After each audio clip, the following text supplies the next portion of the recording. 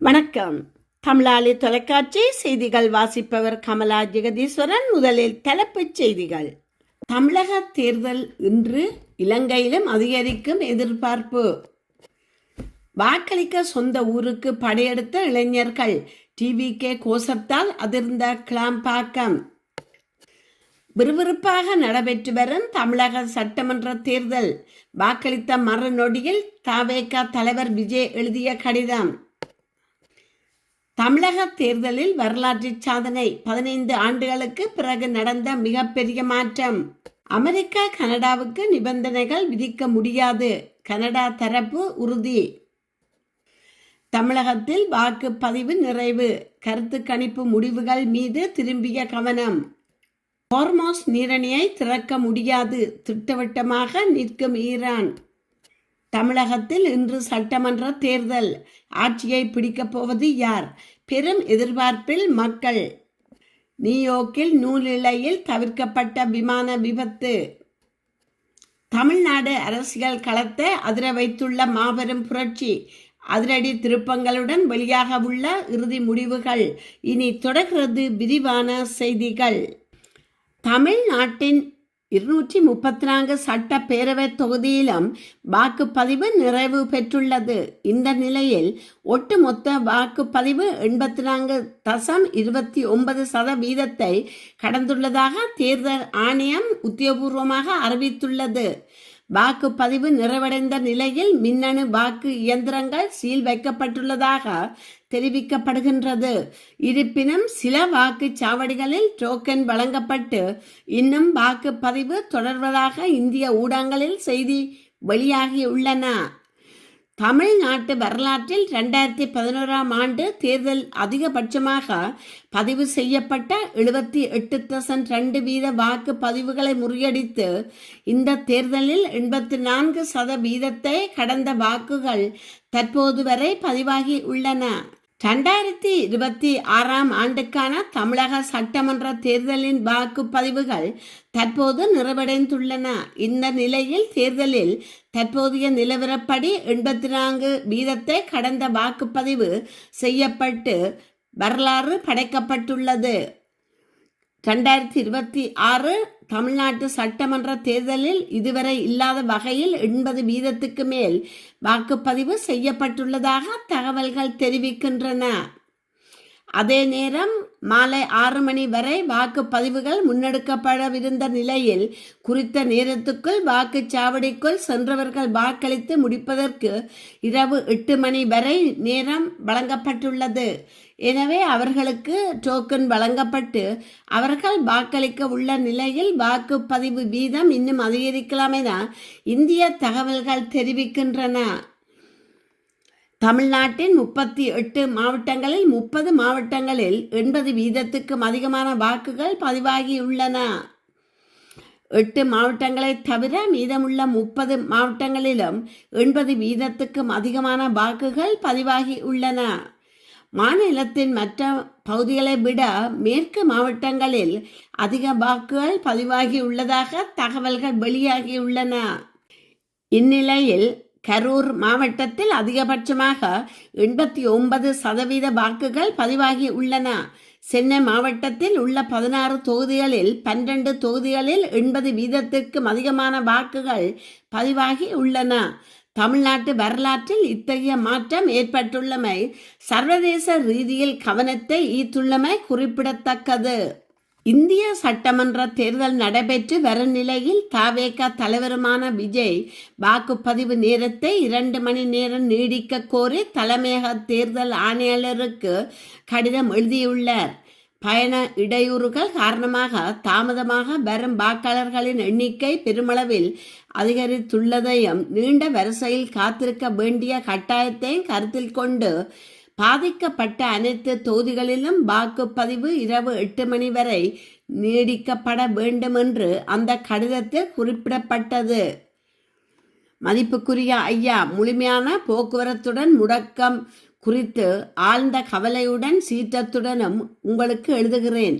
சென்னை மற்றும் தமிழ்நாடு முழுவதும் உள்ள பிற பெருநகர்களிலும் ஆயிரக்கணக்கான வாக்காளர்கள் தங்களுக்கு ஒதுக்கப்பட்ட வாக்குச்சாவடிகளை அடைய பேருந்துகளோ அல்லது மாற்று பொது போக்குவரத்தோ இல்லாமல் பேருந்து நிலையங்களில் சிக்கி தவிக்கின்றனர். இது ஒரு சிறிய சிரமம் அல்ல. இது அரசின் திட்டமிட்ட தவறான திட்டமிடல் முயற்சியாக தெரிகிறது. போக்குவரத்து கழகம் மற்றும் நிர்வாகம் இந்திய அரசியலமைப்பின் கீழ் உத்தரவாதம் அளிக்கப்பட்ட வாக்களிக்கும் அடிப்படை உரிமையின் மீதான ஒரு அட்டகாசமான தாக்குதலாகும். தேர்தல் நாளன்று சென்னையின் கோயம்பேடு, கிளாம்பாக்கம் மற்றும் மாதாவரம் பேருந்து நிலையங்களிலும் மற்ற இடங்களில் உள்ள அதுபோன்ற முனையங்களிலும் காணப்படும் காட்சிகள் ஏற்றுக்கொள்ள முடியாதவை. உலகம் முழுவதும் இருந்தும் பல்வேறு மாகாணங்களில் இருந்தும் தமிழ்நாட்டின் நகரங்களுக்குள்ளிருந்தும் பயணம் செய்த அல்லது தங்கள் வாக்குரிமையை பயன்படுத்த முயன்ற ஆயிரக்கணக்கான குடிமக்கள் சாதாரண வாக்காளர்களுக்கு இணையான ஏற்பாடுகள் ஏதுமின்றி தேர்தல் பணிக்காக பேருந்துகளும் வாகனங்களும் பெருமளவில் கையகப்படுத்தப்பட்டதால் உதவியற்ற நிலையில் விடப்பட்டுள்ளனர்.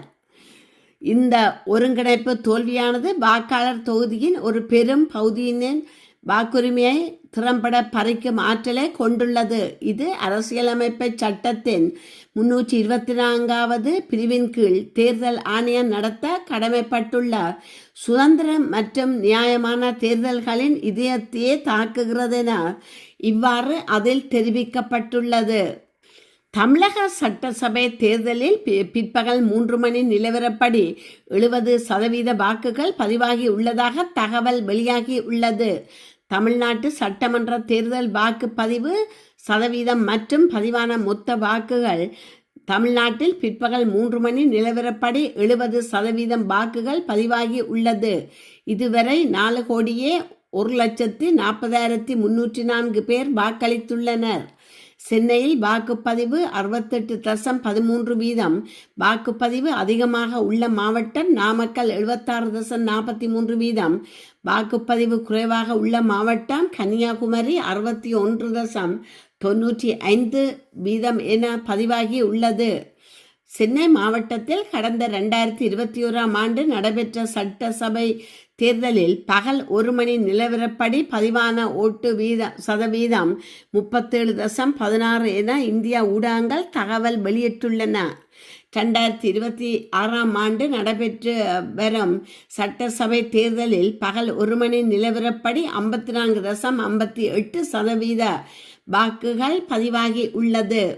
அதிகபட்ச வாக்குகள் பதிவான மாவட்டங்கள் திருப்பூர் 62.97%, நாமக்கல் 62.51%, ஈரோடு 61.79%, சேலம் 61.42%, கரூர் 60.77%.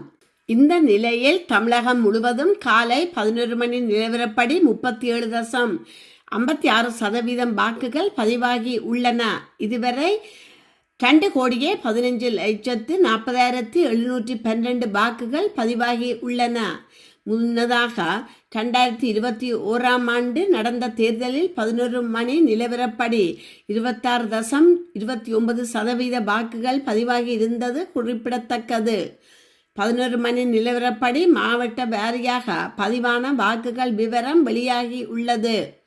திருப்பூர் 42.45%, நாமக்கல் 41.41%, ஈரோடு 41%, சேலம் 40.56%, கரூர் 39.70%.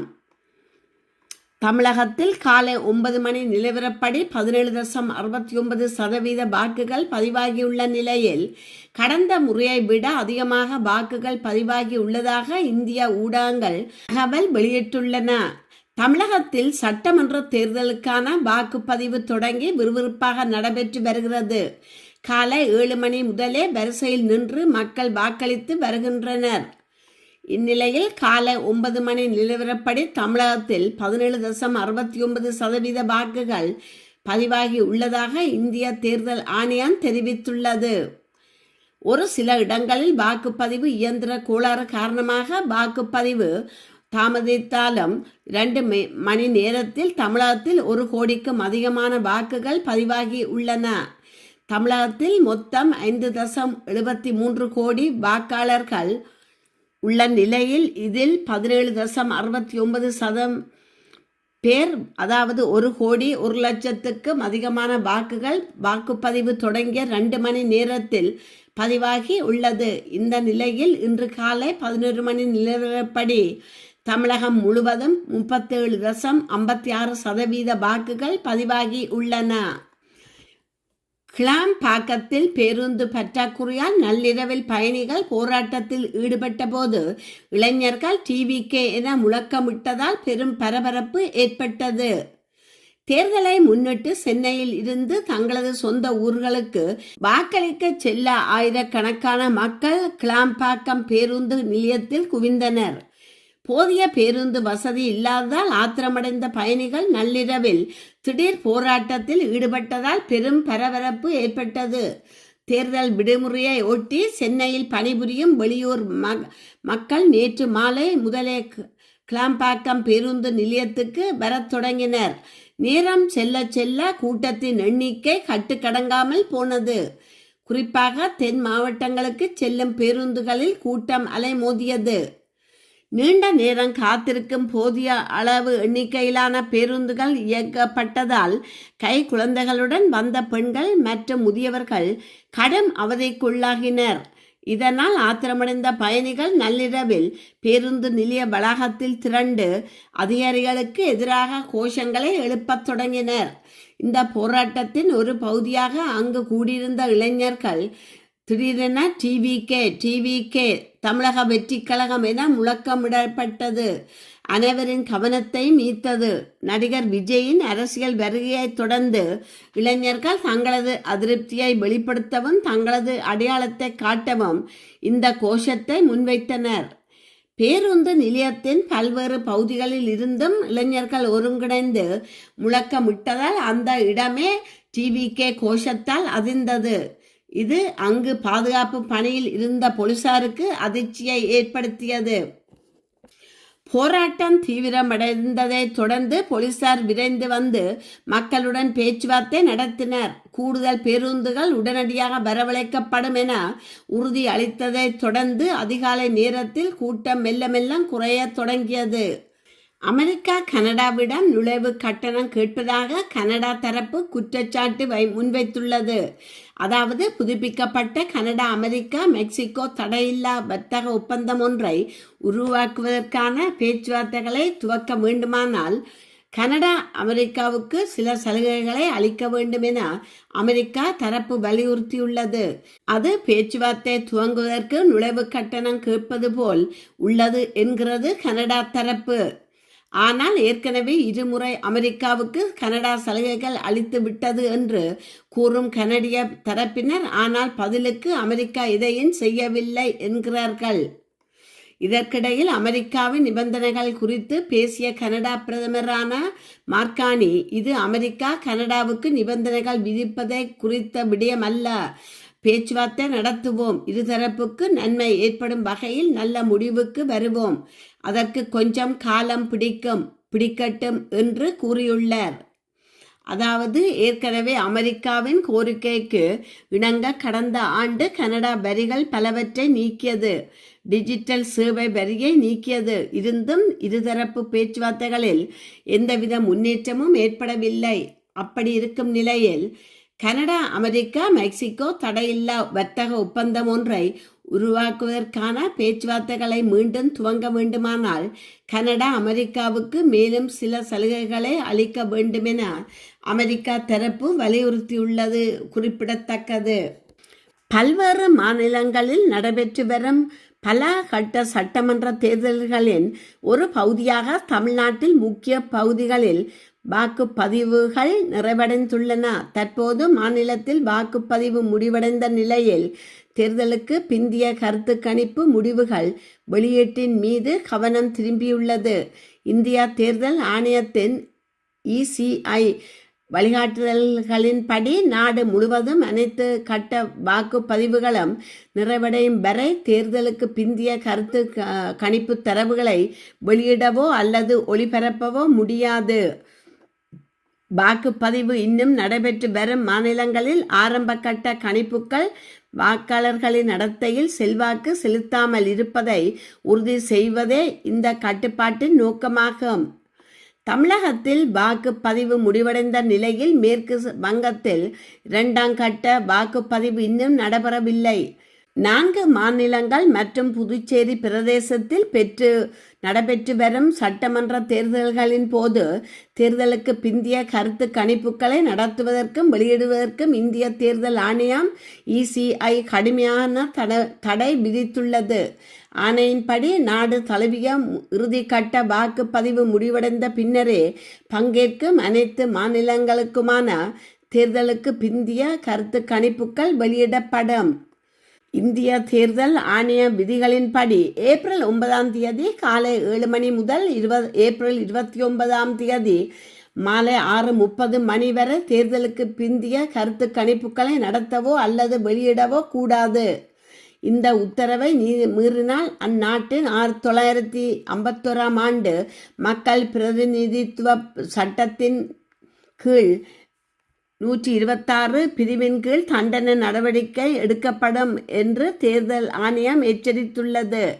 மேலும் கட்டுப்படுத்தப்பட்ட காலத்தில் தேர்தலுக்கு பிந்திய கருத்து கணிப்புகளை நடத்துவது அல்லது வெளியிடுவது 2 ஆண்டு வரை சிறை தண்டனை, அபராதம் அல்லது இரண்டும் சேர்த்து தண்டனைக்குரிய குற்றமாகும் என்று அது கூறியுள்ளது. இதன் பொருள் என்னவென்றால் தமிழகத்தில் வாக்குப்பதிவு முடிவடைந்த போதிலும் தேர்தலுக்கு பிந்திய கருத்து கணிப்பின் போக்குகள் பொது வெளியே தெரிய வருவதற்கு வாக்காளர்களும் அரசியல் பார்வையாளர்களும் முழு தேர்தல் கால அட்டவணை முடியும் வரை காத்திருக்க வேண்டும் என்பதாகும். அமெரிக்கா மற்றும் இஸ்ரேல் ஆகிய நாடுகள் போர் நிறுத்தத்தை மீறியுள்ளதன் காரணமாக ஹோர்மோஸ் நீரிணையை திறக்க முடியாதென்று ஈரான் தெரிவித்துள்ளது. அமெரிக்காவினால் ஈரான் துறைமுகங்கள் முடக்கப்படுவது உலக பொருளாதாரத்தை பிணை கைதியாக வைத்திருப்பதற்கு சமமானது என்று ஈரான் நாடாளுமன்ற சபாநாயகர் குறிப்பிட்டுள்ளார். எவ்வாறாயினும் ஈரான் அமைதி பேச்சுவார்த்தைகளுக்கு தயாராகவே இருந்ததாகவும், ஆனால் அந்த அர்ப்பணிப்புகளை மீறுதல், தடைகளை ஏற்படுத்துதல் மற்றும் அச்சுறுத்தல் விடுத்தல் போன்றவை உண்மையான பேச்சுவார்த்தைகளுக்கு பெருந்தடையாக அமையும் என்றும் ஈரான் ஜனாதிபதி மசூத் பெசஸ்கியன் தெரிவித்துள்ளார். இவ்வாறானதொரு பின்னணியில் ஈரானுடன் புதிய சுற்று அமைதி பேச்சுவார்த்தைகள் அடுத்த 36 முதல் 72 மணித்தியாலங்களுக்குள் ஆரம்பிக்க வாய்ப்புள்ளதாக அமெரிக்க ஜனாதிபதி டொனால்ட் ட்ரம்ப் தெரிவித்துள்ளார். ராஜதந்திர முயற்சிகளுக்கு வாய்ப்பளிக்கும் வகையில் ஈரானுடனான போர் நிறுத்தத்தை நீடிக்க ஜனாதிபதி தீர்மானித்ததை தொடர்ந்து இந்த அறிவிப்பு வெளியாகியுள்ளமை குறிப்பிடத்தக்கது. நியூயார்க் போஸ்ட் பத்திரிகை செய்தியின்படி பாகிஸ்தானின் மத்தியஸ்தத்துடன் முன்னெடுக்கப்படும் அமைதி பேச்சுவார்த்தைகள் வெற்றிகரமாக பாதையை எட்டியுள்ளன. இது குறித்து கருத்து தெரிவித்த ஜனாதிபதி ட்ரம்ப் அது நடப்பதற்கு வாய்ப்புள்ளது என குறிப்பிட்டுள்ளார். நேற்று முடிவடையவிருந்த போர் நிறுத்தத்தை பாகிஸ்தானின் வேண்டுகோளுக்கு இணங்க நீடிக்க ஜனாதிபதி ட்ரம்ப் நடவடிக்கை எடுத்துள்ளார். தமிழகத்தில் இன்று சட்டமன்ற தேர்தல் இடம்பெறும் நிலையில் ஆட்சியை பிடிக்கப் போவது யார் என்கின்ற பெரும் எதிர்பார்ப்பில் மக்கள் உள்ளனர். ஏனெனில் நடிகர் விஜய் சட்டமன்ற தேர்தலில் போட்டியிடுகின்றமையே அதற்கு காரணம். கடந்த காலங்களில் தமிழகத்தில் திமுக மற்றும் அதிமுக மட்டுமே வெற்றி பெற்ற கட்சிகளாக உள்ள நிலையில் தற்போது விஜயின் தமிழக வெற்றி கழகம் களமிறங்கியுள்ளது. நடிகர் விஜய்க்கு ஆதரவாக வெளிநாடுகளில் இருந்து தமிழர்கள் எல்லாம் தேர்தலில் வாக்களிப்பதற்காக தமிழகத்துக்கு படியெடுத்துள்ளதுடன் அது தொடர்பிலான காணொலியையும் சமூக வலைத்தளங்களில் பதிவேற்றியுள்ளனர். அந்த வகையில் தமிழகம் இதுவரை காணாத தேர்தலாக 2026ஆம் ஆண்டு தேர்தல் பரபரப்பை ஏற்படுத்தியுள்ளது. இந்நிலையில் தமிழக வெற்றி கழகத்தின் தலைவரும் நடிகருமான விஜய் சென்னை நீலாங்கரையில் உள்ள வாக்குச்சாவடியில் தனது வாக்கினை பதிவு செய்தார். வாக்குச்சாவடிக்கு வருவதற்கு முன்னதாகவே ஆயிரக்கணக்கான தொண்டர்களும் பொதுமக்களும் அப்பகுதியில் திரண்டதால் நீலாங்கரை பகுதியே ஸ்தம்பித்தது. தனது இல்லத்திலிருந்து சாவடிக்கு விஜய் புறப்பட்ட போது ரசிகர்கள் அவரது வாகனத்தை சூழ்ந்து கொண்டனர். டிவிகே மற்றும் தளபதி என முழக்கமிட்டு தொண்டர்கள் உற்சாகம் பொங்க கோஷமிட்டனர். கட்டுக்கடங்காத இந்த கூட்டத்தை கட்டுப்படுத்தவும் அசம்பாவிதங்கள் ஏதுமின்றி நடிகர் விஜய் வாக்களிப்பதை உறுதி செய்யவும் அங்கு நூற்றுக்கணக்கான காவல்துறையினர் பாதுகாப்பு பணியில் ஈடுபடுத்தப்பட்டனர். தகுந்த போலீஸ் பாதுகாப்போடு வாக்குச்சாவடிக்குள் சென்ற விஜய் வரிசையில் நின்று தனது ஜனநாயக கடமையை ஆற்றினார். அரசியல் அதிகாரபூர்வமாக களம் கண்டுள்ள விஜய் கட்சி ஆரம்பித்த பின்னர் தனது முதல் தேர்தலில் நீலாங்கரையில் வாக்கு செலுத்தியது அரசியல் வட்டாரத்தில் பெரும் கவனத்தை பெற்றுள்ளது. வாக்களித்த பின் மை வைக்கப்பட்ட விரலை காட்டி ரசிகர்களுக்கு அவர் வணக்கம் தெரிவித்தார். இந்த வீடியோ மற்றும் புகைப்படங்கள் தற்போது சமூக வலைத்தளங்களில் வைரலாகி வரும் நிலையில் விஜயின் வருகை அந்த பகுதியில் ஓர் தேர்தல் திருவிழாவாகவே ஏற்படுத்தியுள்ளது. நியூயார்க்கின் ஜான் எஃப் கெனடி சர்வதேச விமான நிலையத்தில் அமெரிக்கன் ஏர்லைன்ஸின் ரிபப்ளிக் ஏர்வேஸ் விமானமும் ஏர் கனடா ஜேஸ் ஏவியேஷன் விமானமும் வானில் மிக நெருக்கமாக வந்ததாகவும் பெரும் விபத்து தவிர்க்கப்பட்டுள்ளதாகவும் தெரிவிக்கப்படுகின்றது. திங்கட்கிழமை மதியம் 2:35 மணியளவில் நடந்த இந்த சம்பவம் குறித்து அமெரிக்கா விமான சேவை நிறுவனம் தீவிர விசாரணையை தொடங்கியுள்ளது. இண்டியானா போலீஸில் இருந்து வந்த அமெரிக்க விமானம் தரையிறங்க வேண்டிய பாதையை தவறி பக்கவாட்டு ஓடுதளத்தில் தரையிறங்க தயாராக இருந்த ஏர் கனடா விமானத்திற்கு மிக அருகில் சென்றது. ஒரு கட்டத்தில் இவ்விரு விமானங்களுக்கும் இடையே செங்குத்தாக வெறும் 106.68 மீட்டர் இடைவெளி மட்டுமே இருந்தது. இரு விமானங்களிலும் இருந்த எச்சரிக்கை கருவிகள் ஒலி எழுப்பியதால் விமானிகள் உடனடியாக சுதாரித்து கொண்டனர். விமான போக்குவரத்து கட்டுப்பாட்டு அறை அதிகாரிகள் மோதல் அபாயத்தை உணர்ந்து உடனடியாக இரு விமானிகளுக்கும் அவசர உத்தரவை வழங்கினர். ஏர் கனடா விமானத்தை உயரத்துக்கு பறக்கும்படியும் அமெரிக்கா விமானத்தை அதே உயரத்தில் நீடிக்கும்படியும் அவர்கள் அறிவுறுத்தினர். அந்த சமயத்தில் கட்டுப்பாட்டு அறையில் அபாய ஒலிகள் எல்லாம் கேட்டது. அங்கிருந்து ஆடியோ பதிவுகள் மூலம் உறுதியானது. இரு விமானிகளும் உடனடியாக தரையிறங்கும் முயற்சியை கைவிட்டு கோ அரவுண்ட் மீண்டும் வானில் சுற்றி சென்று பின்னர் பாதுகாப்பாக தரையிறங்கினார். பாதுகாப்பிற்கு முன்னுரிமை அளித்து எங்கள் விமானிகள் மிக சரியாக செயல்பட்டனர் என்று விமான நிறுவனம் தரப்பில் தெரிவிக்கப்பட்டுள்ளது. சில மாதங்களுக்கு முன்புதான் லகார்டியா விமான நிலையத்தில் நடந்த விபத்தில் 2 விமானிகள் உயிரிழந்த நிலையில் தற்போது இந்த சம்பவம் நிகழ்ந்துள்ளது குறிப்பிடத்தக்கது. தமிழக சட்டமன்ற தேர்தல் 2026 வாக்குப்பதிவு இன்று விறுவிறுப்பாக நடைபெற்று வரும் நிலையில் இதுவரை பதிவாகியுள்ள வாக்குகள் ஒட்டுமொத்த அரசியல் களத்தையும் அதிர வைத்துள்ளன. இன்று காலை 7 மணிக்கு தொடங்கிய வாக்குப்பதிவு மாலை 6 மணி வரை நடைபெற உள்ளது. இந்நிலையில் தமிழக சபை தேர்தலில் பிற்பகல் 3 மணி நிலவரப்படி 70% வாக்குகள் பதிவாகியுள்ளமை மாபெரும் ஜனநாயக புரட்சியாகவே பார்க்கப்படுகின்றது. கடந்த கால தேர்தல்களில் பிற்பகல் 1 மணி நிலவரப்படி பதிவான வாக்கு சதவீதத்தை தற்போதைய நிலவரத்துடன் ஒப்பிடும்போது பெரும் மாற்றத்தினை பதிவு செய்துள்ளது. 2016 42.10%, 2.45 கோடி வாக்குகள். 2019 நாடாளுமன்ற தேர்தலில் 39.49%, 2.36 கோடி வாக்குகள். 2021 39.61%, 2.48 கோடி வாக்குகள். 2024 நாடாளுமன்ற தேர்தலில் 39.51%, 4.46 கோடி வாக்குகள். 2026 தற்போது 56.81%, 3.25 கோடி வாக்குகள். கிட்டத்தட்ட 1 கோடிக்கும் அதிகமான வாக்காளர்கள் இந்த முறை தங்களது வாக்குகளை முன்கூட்டியே செலுத்தியுள்ளனர். குறிப்பாக வழக்கமாக மதிய நேரங்களில் மந்தமாக இருக்கும் வாக்குச்சாவடிகள் இன்று மக்கள் வெள்ளத்தில் நிரம்பியுள்ளன. தமிழக அரசியல் வரலாற்றில் இதுவரை கண்டிராத இந்த வாக்கு எழுச்சிக்கு முக்கியமான 3 காரணங்கள் முன்வைக்கப்படுகின்றன. விஜயின் அரசியல் வருகை மற்றும் இளைஞர்களின் ஆர்வம் இந்த தேர்தலில் மிக முக்கியமான மாற்றமாக பார்க்கப்படுகிறது. பணம், இந்த அதீத வாக்கு பதிவுக்கு பணம் கொடுத்தல் ஒரு காரணமாக இருக்குமோ என்ற சந்தேகமும் வலுவாக எழுந்துள்ளது. செயலற்ற வாக்காளர்களின் எழுச்சி. இதன்படி மாலைக்குள் தமிழகத்தில் ஒட்டுமொத்த வாக்குப்பதிவு 80% தாண்டும் என்று கூறப்படுகிறது. இந்த முறை 5 முனை போட்டிகளில் விஜய் போன்ற புதிய சக்திகள் உள்ளதால் தமிழகத்தின் அரசியல் எதிர்காலத்தை தீர்மானிக்கப் போகும் இறுதி நிலவரம் மற்றும் முடிவுகள் பல அதிரடி திருப்பங்களை கொண்டிருக்கும் என்று கூறப்படுகின்றது.